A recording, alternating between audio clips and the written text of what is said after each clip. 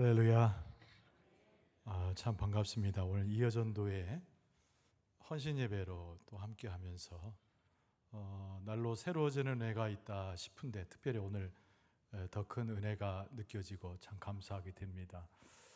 우리 이어전도회 특성화는 그 보면서 참 은혜가 되고 그러면서 이 기술적으로 또 이 음악적으로 굉장히 수준이 높아요.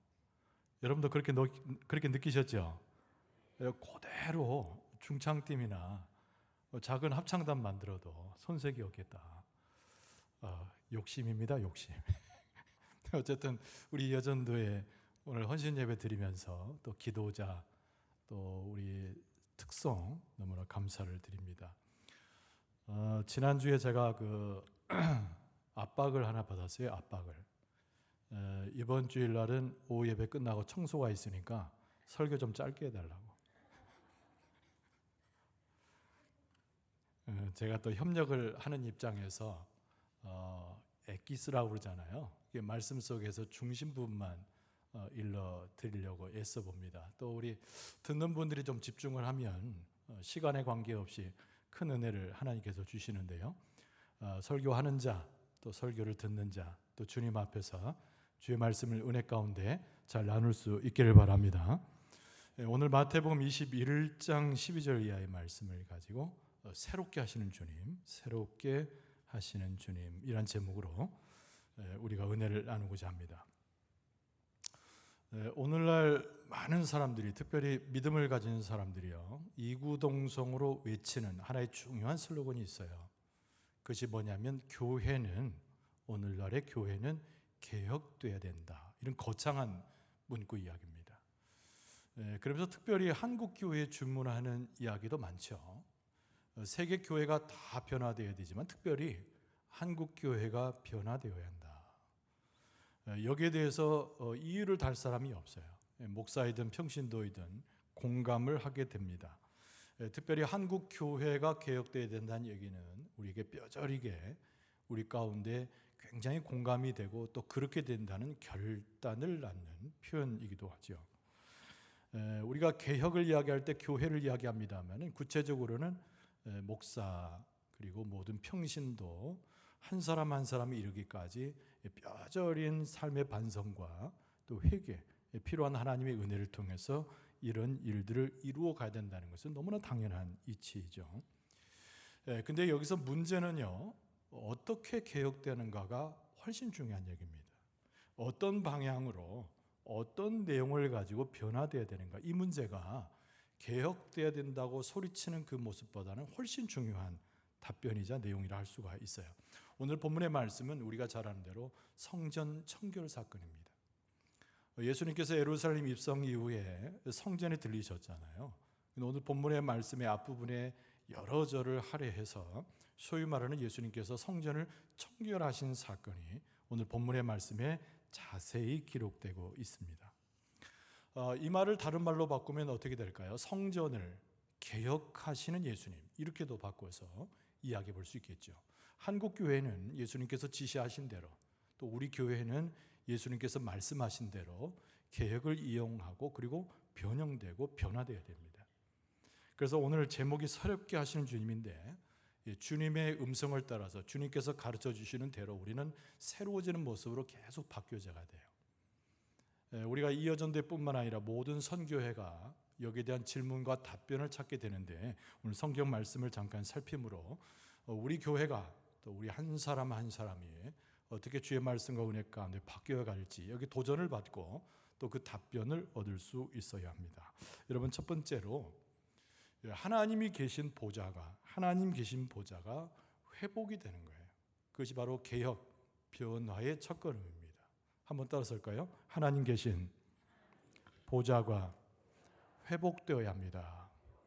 개혁이란 말보다는 회복돼야 되는 거죠. 하나님이 원하시는 쪽으로 회복되는 거예요. 오늘 12절 상반절에 보면 예수께서 성전에 들어가셨다 이렇게 쓰여져 있고 13절 중반절에 보면 예수님이 인용하시기를 기록된 바 내 집은 기도하는 집이라 일컬음을 받으리라 이 말씀을 했어요. 유명한 말씀이죠.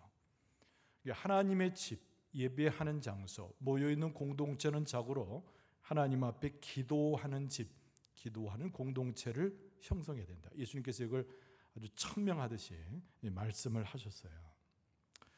여러분, 예수님 당시에 그러면 믿는 사람이 없었을까요? 예배가 없었을까요? 하나님의 보좌를 귀하게 여긴 사람이 없었을까요? 많이 있었죠, 표면적으로는.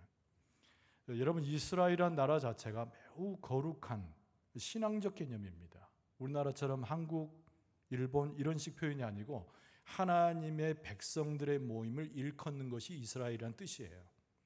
근데 이스라엘 백성들이 되기 위해서는 두 가지 요건이 있는데, 한 가지가 뭐냐면 모세의 율법을 받아들여야 됩니다.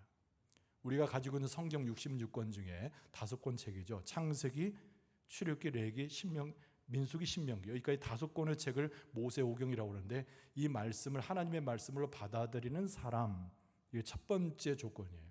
두 번째 조건이 뭐냐면 성전에 올라가서 하나님 앞에 예배를 드릴 수 있어야 됩니다.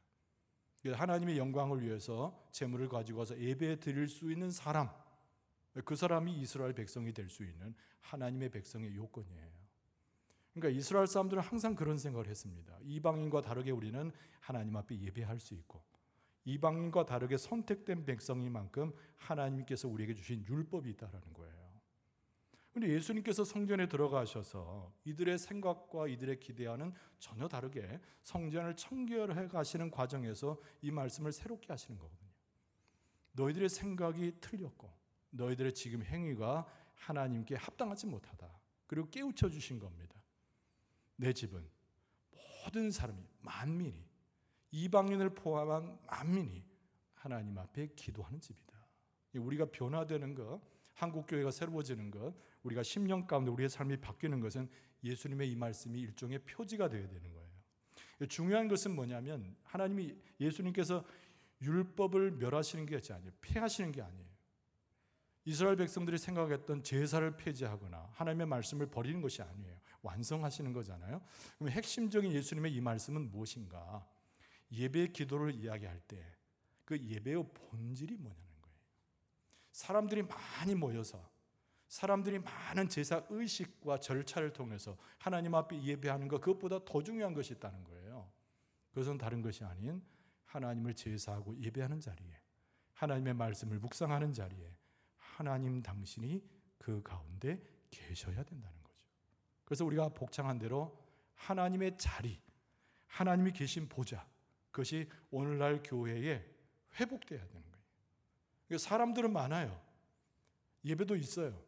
화려한 모습도 있어요. 근데 그것이 중요한 것이 아니고 예수님의 말씀의 뜻 따라서 우리도 그의 말씀에 참여하여 변화되기 위해서는 우리의 예배의 시간에 우리의 하나님의 보좌 앞에 우리가 서 있는 것이 아니라 하나님이 계시는 상태로 회복이 돼야 된다는 거예요.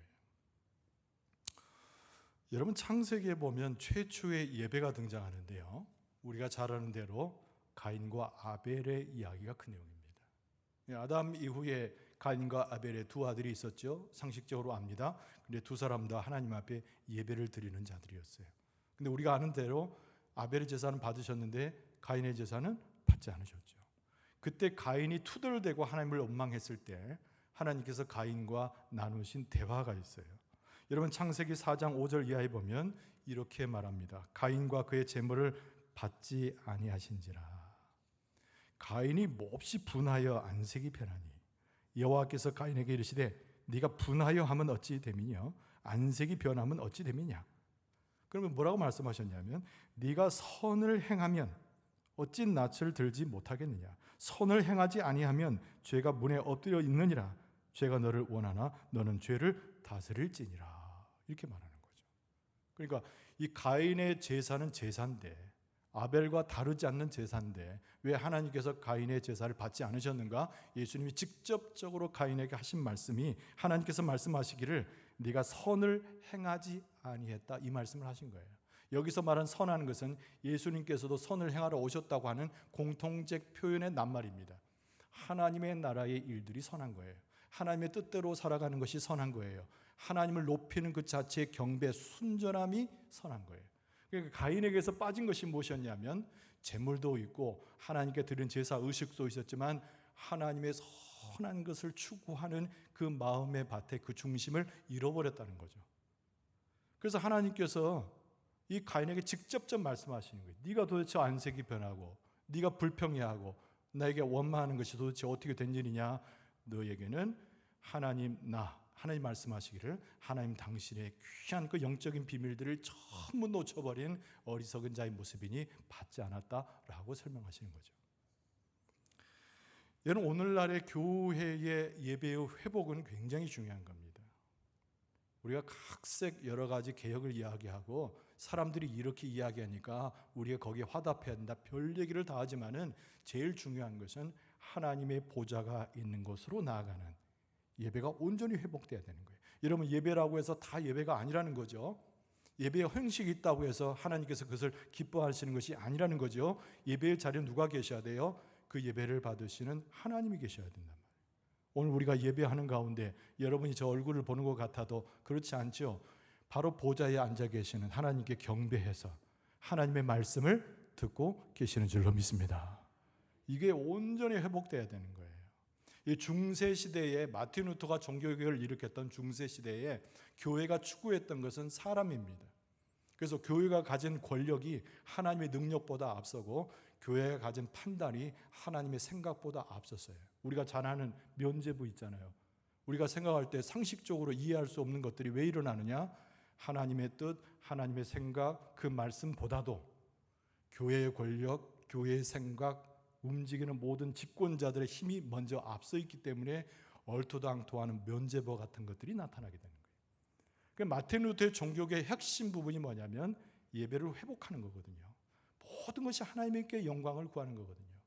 여러분, 하나님께서 우리에게 개혁을 주시고 변화를 주시고 새롭게 하시는 은혜를 따라서 우리와 함께 하시는데, 우리로 하여금 예배의 회복을 통해서 하나님의 보좌에 하나님께서 계시고 우리가 예배하고 경건한 모습으로 설 때 하나님을 높이도록, 하나님만을 찬송하도록, 하나님만을 예배하도록 우리의 심령과 우리의 모습을 변화시켜 주실 줄로 믿습니다. 두 번째로 생각할 수 있는 것이 뭐냐면 복음이 회복돼야 된다는 거예요. 복음은 순수하게 있는 것인데 복음이 우리에게 적용되는 과정이 회복돼야 된다는 거예요. 한번 따라서 합시다. 그리스도의 복음이 우리 가운데 회복되어야 합니다. 말씀드린 대로 그리스도의 복음은 온전한 거예요. 근데 그리스도의 복음이 우리에게 선포되고 적용될 때 교회가 그리스도의 복음이 우리 가운데 충만해지도록 회복돼야 된다는 거예요. 그게 교회의 개혁이고 한국교회의 개혁이고 또 모든 선교회의 개혁이고 우리 심령의 개혁이에요. 오늘 14절 말씀해 보니까 맹인과 저는 자들이 성전에서 예수께 나오매 다 고쳐주셨다, 이렇게 돼 있어요.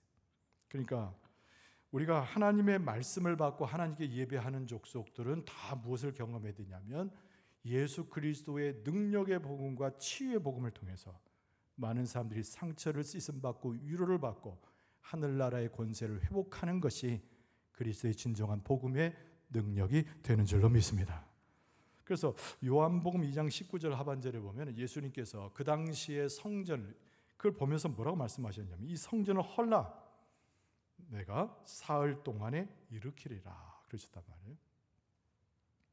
예수님의 이 말씀을 그 당시의 사람들이 들었을 때는 무모한 것처럼 보였어요. 아주 아름답고 좋은 성전, 큰 성전인데 예수님께서 갑자기 막 헐으라고 하시니까 허무맹랑하게 듣는 거죠. 사흘 동안 다시 지을 수 있다고 말씀하시니까 도대체 무슨 생각이냐 이해할 수 없죠. 그러나 오늘 우리는 이 말씀을 대하면서 충분히 이해할 수가 있어요. 성전은 성전이 아니라는 거죠. 그 당시의 성전은. 그러니까 예수님께서 요청하시는 성전의 모습은 따로 있다는 거예요. 예수님께서 말씀하시는 오늘날에서 성전은 어떤 성전인가? 누가 중심이 되죠? 예수 그리스도의 십자가의 복음이 우리 모임의 우리의 성전의 중심이 될 때 예수님께서 진정으로 세우고자 원하셨던, 예수님께서 건립하기를 원하셨던 이 땅에 하나님께서 심으시는 귀하고 복된 성전이요 하나님이 인정하시는 우리 공동체인 줄로 믿습니다.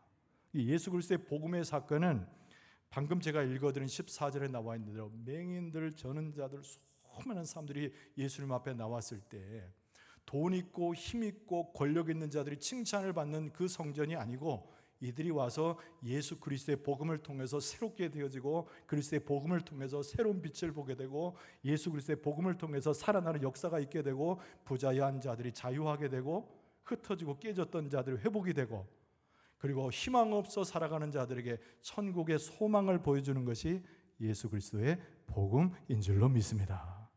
그러니까 이 교회가 무엇을 놓치고 있어요? 그리스도의 복음 이야기하면서도 예수 그리스도의 복음의 능력과 예수 그리스도의 복음에 나타난 하나님의 나라를 잃어버린 것이 현재 삶이다 그 말이에요. 현재 우리의 모습이라는 거예요. 그래서 우리는 개혁돼야 됩니다. 아까 말씀드린 한국교회도 개혁되고 우리도 개혁되고 우리 심령도 개혁돼야 되는데 그 개혁의 핵심은 어디 있냐면 예수 그리스도의 복음에 있다 그 말이에요. 여기 보니까 맹인된 자들, 저는 자들 다 고쳐주셨어요. 근데 옆에서 보니까 아이들이 막 모여있는 장면입니다. 얼마나 아이들이 이뻐요. 이쁘죠? 아이들 안 이뻐요? 저는 이렇게 요즘에 왜 이렇게 애들이 이쁜지 모르겠어요. 우리 옆에 있는 우리 집사람이 자꾸 저한테 뭐라고 합니다. 곧 손주 볼 테니까 기다려라. 막 그렇게 이뻐요. 애들 보면은 요즘한 3살 4살 막 아장아장 걷는 거 보면 막 저도 똑같이 걸으면서 막 얼마나 이뻐한지 모르겠어요. 근데 예수님 주변에도 애들이 그렇게 많았어요. 오늘 본문의 말씀에 보니까 아까 예루살렘 입성에 들어왔던 사람들이 연호했던 호산나, 그보다 더 아름다운 애들이 나와가지고 예수님을 막 높이면서 호산나 호산나 찬송 부르고 막 웃고 즐거워하거든요. 이 예수 그리스도의 복음에서 나타난 은혜의 역사예요. 그랬더니 떡하니 나타나는 사람들이 있는데 대제사장들과 서기관들이 나타나요. 얘들은 저리 가라. 싫어하고 노하였단 말이에요. 그런데 예수님께서 말씀하십니다. 바로 저런 어린아이들이 있는 곳이 천국이고 저런 어린아이들이 구원이라고 하는 호산나를 외칠 때 그것을 제하지 말라는 거예요. 그리스도의 복음이라고 하는 것은 노년에서부터 어린아이까지, 가난한 자로부터 부유한 자까지, 권력 있는 자와 그렇지 않는 아무 구분이 없이 모든 만민들이 즐거워하고 기뻐하고 찬송이 있는 것이 그리스도의 복음의 능력인 줄로 믿습니다. 그러니까 우리 교회에는 다 차별이 없이, 우리 교회는 구분됨이 없이 남녀노소 불문하고 모두가 다 즐겁고 편하고 그리스도의 복음 때문에 치유함을 받고 위로함을 받고 하나님의 축복을 받는 그런 공동체가 된다는 거예요. 그런 쪽으로 개혁들을 하는 거죠. 그런 쪽으로 하나님께서 우리에게 날마다 그런 은혜를 지금도 채워주고 계시고 과거에도 채우셨는데 앞으로 더 큰 축복과 그 은혜와 위로와 치유하심의 역사를 그리스도의 복음을 통해서 허락해 주실 줄로 믿습니다. 설교 다 끝났습니다. 오늘 말씀은 우리에게 무엇을 전해주고 있는가? 성전을 말씀하시는 예수님의 모습 가운데 성전을 청결하셨잖아요. 근데 가장 중요한 것은 우리의 마음에 있는 성전을 청결하게 하는 것이 무엇보다 중요한 것이다.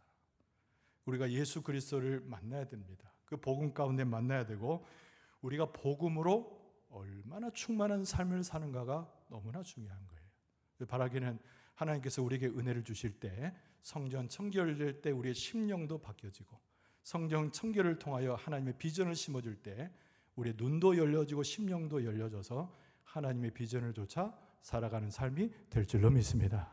이 여전대에 다시 한번 격려하기를 바라고 우리 모든 성도들에게 하나님의 은혜가 충만하며 변화를 통해서 하나님의 축복과 즐거운 삶을 회복하고 하나님께 영광을 돌리는 예배와 그리스도의 복음으로 살아갈 수 있는 여러분과 저의 모습 될 수 있기를 주의 이름으로 축원합니다.